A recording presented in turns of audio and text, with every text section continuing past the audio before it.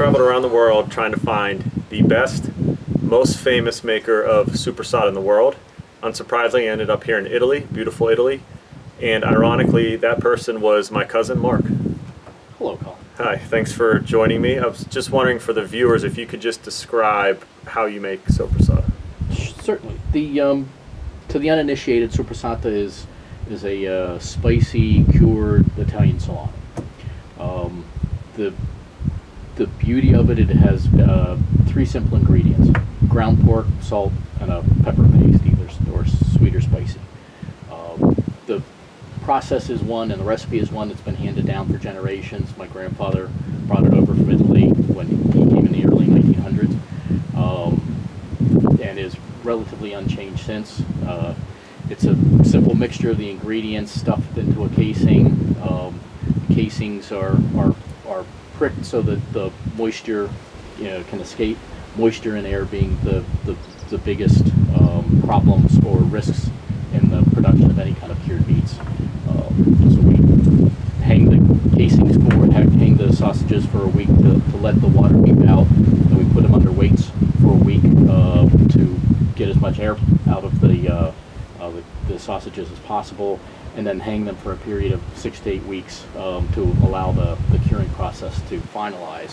The end goal being to have the overall weight reduced by some 30 to 35%, most of which is the representative of water weight. So the salt pulls the water out and basically works as an antibacterial agent. Exactly.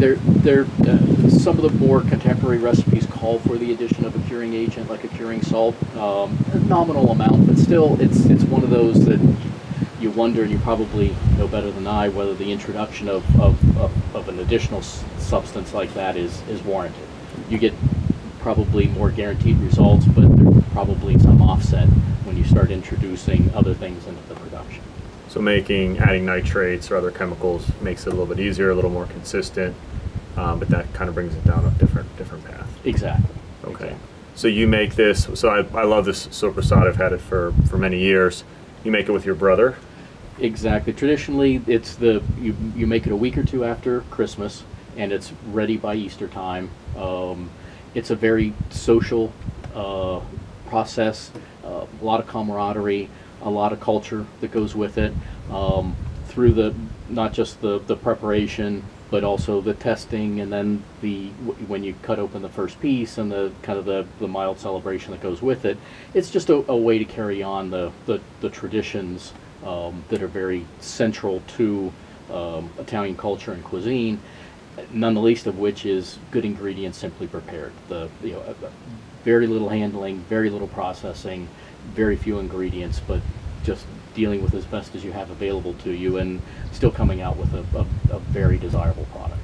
So the picture you paint is one of cultural tradition passed down, family members creating this, very few ingredients. It's just really hard in my brain here to reconcile when what you're describing is lumped in with hot dogs and other things that have 50 chemicals.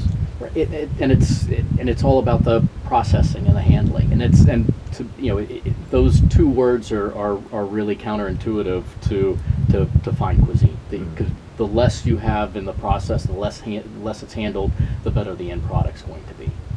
So basically, when we watch the nightly news and they tell us that processed meats or red meats are going to kill us, we need to kind of think, what are those processed meats? Right. And what you're buying or what you're consuming, how much of that is involved, and the closer you get to the handling and the processing, and the greater the appreciation you can have for what minimal amount is really necessary to create a desirable product.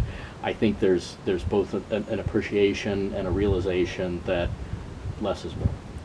So it's great if we're going to learn how to make it, but if not, we should at least learn how whoever's making it for us is making it. I think you need to be a critical consumer and ask what goes into this. It's cliche about reading the labels, but you really want to know as close to its origination.